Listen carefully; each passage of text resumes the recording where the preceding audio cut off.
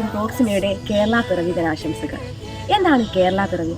1956 November 1 തീയതിയാണല്ലോ Keralam പിറന്നത്. എങ്ങനെയാണ് കേരളം പിറന്നത്? അത് നമുക്ക് ചെറിയൊരു വിവരണത്തിലൂടെ പറഞ്ഞാലോ.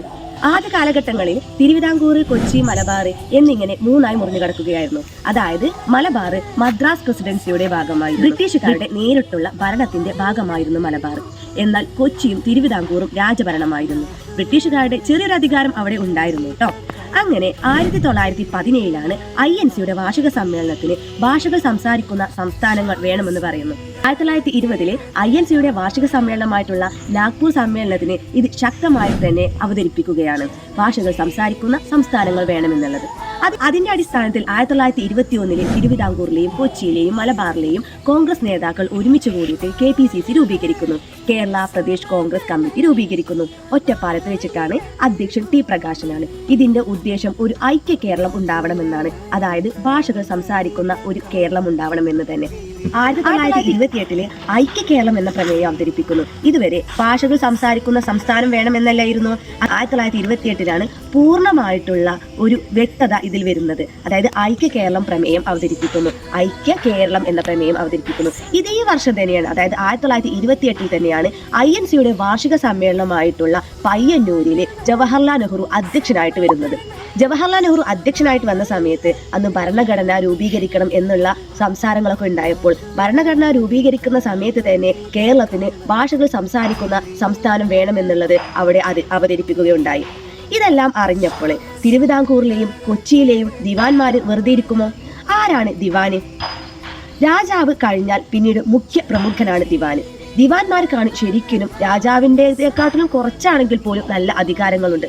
ഈ ദിവാൻമാർക്ക് മനസ്സിലായി ഇവിടെ ഭാഷകൾ സംസാരിക്കുന്ന സംസ്ഥാനം വന്നു കഴിഞ്ഞാൽ ഇവരുടെ അധികാരങ്ങൾ നഷ്ടപ്പെടുമെന്നുള്ളത്. അങ്ങനെ ദിവാൻമാർ ഇതിനെതിരെ പ്രവർത്തിക്കാൻ വേണ്ടി തുടങ്ങി. 1938 തിരുവിതാംകൂർ സ്റ്റേറ്റ് കോൺഗ്രസും 1941 കൊച്ചി രാജ്യ പ്രജാമണ്ഡലവും നിലവിൽ വരുന്നു. ഇതെല്ലാം ഐക്യ കേരളം രൂപീകരിക്കാനാണ് കേട്ടോ. 1945 ഐക്യ കേരള സമിതി രൂപീകരിക്കുകയാണ് K കേളപ്പന്റെ നേതൃത്വത്തിൽ. കൊച്ചി ഭരിച്ചിരുന്ന അന്നത്തെ രാജാവായിരുന്ന കേരളവർമ്മ വളരെയധികം സപ്പോർട്ടാണ് നൽകിയിരുന്നത്. ആദ്യം കുറച്ചൊക്കെ എതിർത്തിരുന്നെങ്കിലും പിന്നീട് ഇതിനു വേണ്ടിയിട്ട് അദ്ദേഹത്തിന് വളരെയധികം ആഗ്രഹമുണ്ടായിരുന്നു. എന്നാൽ തിരുവിതാംകൂർ ഭരിച്ചിരുന്ന അല്ലെങ്കിൽ തിരുവിതാംകൂറിലെ ദിവാനായിരുന്ന CP രാമസ്വാമി അയ്യർക്ക് ഇത് അത്രയും പിടിച്ചില്ല. അദ്ദേഹം അന്നത്തെ ഭരണഘടനാ പരിഷ്കാരങ്ങൾ നടത്താൻ തുടങ്ങി. അതായത് അമേരിക്കൻ മോഡൽ കൊണ്ടുവരാൻ തുടങ്ങി. നിങ്ങൾ കേട്ടിട്ടില്ലേ അമേരിക്കൻ മോഡൽ അങ്ങ് അറബിക്കടലിൽ? അത് എന്താണ് കാരണം? അതായത് അമേരിക്കയിൽ പ്രസിഡന്റുമായി ബന്ധപ്പെട്ട മന്ത്രിമാരുമായുള്ള കൂടുതൽ അധികാരങ്ങൾ നടത്തുന്നത്. അതായത് അവിടുത്തെ വ്യക്തികൾക്ക്, അതായത് അവരെ ജയിപ്പിച്ചു വിട്ടുന്ന ആളുകൾക്കൊന്നും തീരെ അധികാരങ്ങളില്ല. അധികാരങ്ങൾ വളരെയധികം കുറവാണ്. ഇതേ ഒരു ഭരണ പരിഷ്കാരമാണ് ഇദ്ദേഹം കൊണ്ടുവരാൻ വേണ്ടി ശ്രമിച്ചിട്ടുണ്ടായിരുന്നത്. അതുകൊണ്ടാണ് ഇതിനെ അമേരിക്കൻ മോഡൽ എന്ന് പറയാൻ കാരണം. ഇതുമായി ബന്ധപ്പെട്ടിട്ടാണ് പുന്നപ്ര വയലാർ സമരം നടക്കുന്നത്. നിങ്ങൾ എല്ലാവരും കേട്ടിട്ടുണ്ടാകും. നമ്മുടെ മുഖ്യമന്ത്രിയായിട്ടുള്ള VS അച്യുതാനന്ദൻ പങ്കെടുത്ത ഒരു സമരമാണ് പുന്നപ്ര വയലാർ സമരം. പുന്നപ്ര വയലാർ സമരത്തിന്റെ മുദ്രാവാക്യമായിരുന്നു അമേരിക്കൻ മോഡൽ അങ്ങ് അറബിക്കടൽ. ഈ ഒരു സമരത്തിന്റെ അടിസ്ഥാനത്തിലാണ് KCS മണി CP രാമസ്വാമി അയ്യരെ വധിക്കാൻ വേണ്ടി ശ്രമിക്കുന്നത്.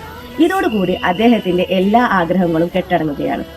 പിന്നീട് SK ദർ കമ്മിറ്റി വരികയാണ്. അതായത് ഭാഷകൾ സംസാരിക്കുന്ന സംസ്ഥാനങ്ങൾ വേണോ വേണ്ടയോ എന്ന് തീരുമാനിക്കാൻ വേണ്ടിയിട്ട്. അപ്പോൾ അദ്ദേഹം പറഞ്ഞ റിപ്പോർട്ടിൽ ഇങ്ങനെയായിരുന്നു: ഭാഷകൾ സംസാരിക്കുന്ന സംസ്ഥാനങ്ങൾ വേണ്ട, പക്ഷെങ്കിൽ ഭരണം നടത്താൻ അനുയോജ്യമായിട്ടുള്ള രീതിയിൽ സംസ്ഥാനങ്ങളെ രൂപീകരിക്കണം എന്നായിരുന്നു. അങ്ങനെയാണ് കൊച്ചിയും തിരുവിതാംകൂറും ഒരുമിക്കുന്നത്. 1949 തിരുക്കൊച്ചി രൂപീകരിക്കുന്നു. ഇതിന് മുൻപേ തന്നെ തിരുവിതാംകൂറിലും കൊച്ചിയിലൊക്കെ തിരഞ്ഞെടുക്കപ്പെട്ട പ്രധാനമന്ത്രിമാരുണ്ടായിരുന്നു. തിരുക്കൊച്ചി രൂപീകരിച്ചപ്പോൾ തിരുവിതാംകൂറിലെ പ്രധാനമന്ത്രിയായിട്ടുള്ള TK നാരായണ പിള്ളയാണ് പിന്നീട് തിരുക്കൊച്ചിയിലെ പ്രധാനമന്ത്രിയായിട്ട് മാറുന്നത്. അങ്ങനെ ഫസൽ അലി കമ്മീഷൻ വരികയാണ്. ഭാഷാടിസ്ഥാനത്തിൽ വീണ്ടും സംസ്ഥാനങ്ങൾ വേണ്ടയോ വേണോ എന്നുള്ള തീരുമാനത്തിന് വേണ്ടിയിട്ട്. അങ്ങനെ ഫസൽ അലി കമ്മീഷൻ തീരുമാനമെടുക്കുന്നു ഭാഷാടിസ്ഥാനത്തിൽ സംസ്ഥാനങ്ങൾ വേണമെന്നുള്ളത്. 1956 നവംബർ 1 കേരളം ഭാഷാടിസ്ഥാനത്തിൽ രൂപീകരിക്കുന്നു. അതിനു പുറമെ ആയിട്ട് തിരുവനന്തപുരത്തെ കുറച്ച് ഭാഗങ്ങൾ, അതായത് തിരുവിതാംകൂറിന്റെ കുറച്ച് ഭാഗങ്ങൾ തമിഴ്നാട്ടിലും കർണാടകയുടെ കുറച്ച് ഭാഗങ്ങൾ കേരളവും എടുത്തിട്ടുണ്ട്. അത് ഏതൊക്കെയാണല്ലേ? കന്യാകുമാരിയുടെ ഭാഗമായിട്ടുള്ള അഗസ്തീശ്വരം, കൽക്കുളം, തോവാള, വിളവങ്കോട് എന്നീ താലൂക്കുകളാണ് തമിഴ്നാട്ടിലേക്ക് കൂട്ടിച്ചേർക്കപ്പെട്ടത്.